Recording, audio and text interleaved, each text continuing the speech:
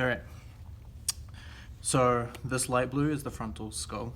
You know, the frontal bone for the skull, that one. Here's the temporal. This is the sphenoid, and this orange is going to be the temporal. So you have the temporal, sphenoid, frontal, and then the screen, which I believe I mentioned earlier was the temporal, is actually the parietal. Shows you how long it's been since I've done this. Right here is the crista galli. The crista galli is a bony protrusion that actually stems off of the cribriform plate, which is this perforated bone right there. Deep in here, you can see two openings, and these are the optic canals. These small foramen, a foramen rotundum, these ones here are foramen ovale, and these ones that are slightly more lateral are foramen spinosum. Now deep in here, there should actually be a foramen. This foramen would be the carotid canal.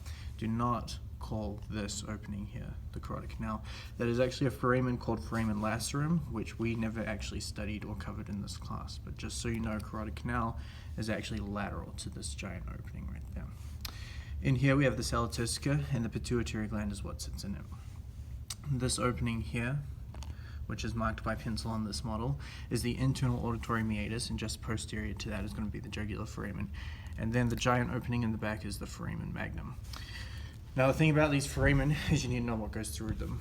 Foramen rotundum has the maxillary division of the trigeminal nerve going through it. Foramen ovale is the mandibular division. Foramen spinosum is actually what has the middle meningeal artery, the MMA. And the middle meningeal artery is a very soft point in the skull, so you have to be very careful about it rupturing, because if it ruptures, you're basically dead. And the middle meningeal artery actually lies behind the fusion of all of these bones right here. And this is called the pterion, spelled P-T-E-R-I-O-N. The junction back here where all of these bones meet, so you have the parietal here, the temporal here, and the occipital here, is called the asterion, A-S-T-E-R-I-O-N. This opening here is the external auditory meatus, and right by it is going to be the styloid process, right there. This process here is called the mastoid process. This is the temporal mandibular joint. The temporal mandibular joint is where the condyle of the mandible, the smooth ridge right here, meets with the temporal bone. This is called the coronoid process of the mandible. You do need to specify of the mandible, because by now you've probably noticed that there's a lot of coronoid processes on the human body. This portion of the mandible is called the ramus. Where it curves is the angle, and this is the body of the mandible. On the body of the mandible, you have the mental foramen here. The mental foramen is a very interesting structure and landmark, because it is where the inferior alveolar artery comes out and joins with the submental artery to become the mental artery. These are inferior alveolar process, these are superior alveolar processes. This yellow bone is the maxilla.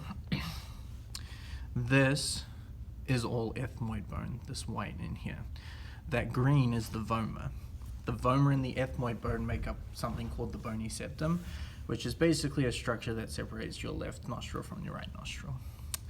Off to the side here we have inferior nasal concha, and just above it we have middle nasal concha. You don't see the superior nasal concha on this model from any view.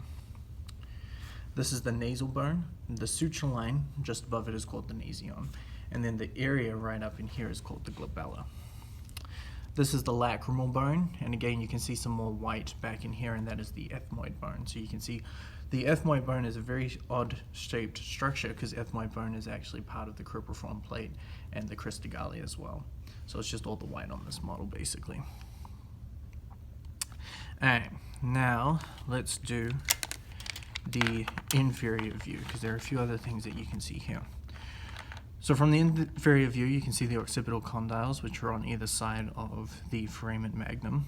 And just in front of foramen magnum on this side, you'll see the jugular foramen right there. And then just anterior to it, you're going to see the carotid canals, which are these openings here. And bear in mind, on this model, so any model that isn't a real skull model, the carotid canals won't be able to have anything go through it. In other words, you can see where it opens up in here, but on this side it's completely closed off. So usually you could stick like a pipe cleaner or something through the carotid canal. You can't do it on these fake models. Just keep that in mind. Here you have foramen spinosum, and here is foramen ovale. You're not going to see foramen rotundum on this view. Here is the palatine bone, and again, that green is the vomer. And so, let's go to the other skull models that we have in this class. This one here is kind of interesting because the most important thing about this skull model compared to others is it actually shows you the sinuses on the cadavers. Right here we have the superior sagittal sinus. It's this one way up here. And below it, this blue, is the inferior sagittal sinus. Now in between it you have the falx cerebri. The falx cerebri is made out of meningeal dura. So that's just a layer of dura that we have to know. Again, there are two layers, endosteal and meningeal. Keep that in mind when you take the exam. Endosteal is always the layer that is closest to the skull.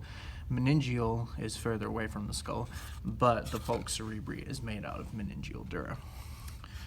This vessel here, which is kind of sticking out a little bit, is the great cerebral vein of Galen. This here is the straight sinus, and the straight sinus dumps into the confluence, which is this giant blue spot right in there. Off of the confluence on either side, you're going to have the transverse sinus, and then from there you're going to have the sigmoid sinus. The sigmoid sinus is where the fluid is carried, so we're talking about cerebrospinal fluid basically, is carried from the skull to the internal jugular vein, and that's the purpose of all these sinuses. Also on this model you can see the optic nerve up here, and then inferior to it you're going to see the internal carotid canal. So remember, on cadavers there are three structures that you can see in a line right here. It's going to be the optic nerve, the internal carotid canal, and then just inferior and posterior to that would be the ocular motor nerve, cranial nerve 3. Now here we have a real skull, and you can see basically everything on this skull as you can on the others. So you can see the occipital bone here, parietal bone here, temporal bone here, all that fun stuff that we were talking about before. The thing I really like about these ones though is you can see a lot of the sutures. So the sutures are going to be the squamosal suture, which is this suture which wraps on the lateral portion, or basically the side of the skull. The lambdoidal suture is this suture right here, which is denoted by the lambda mark. The lambda mark is where the occipital bone basically fuses with the two parietal bones on either side of the skull.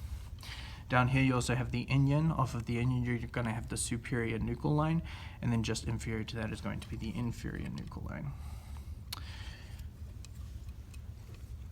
And that is it for these skulls.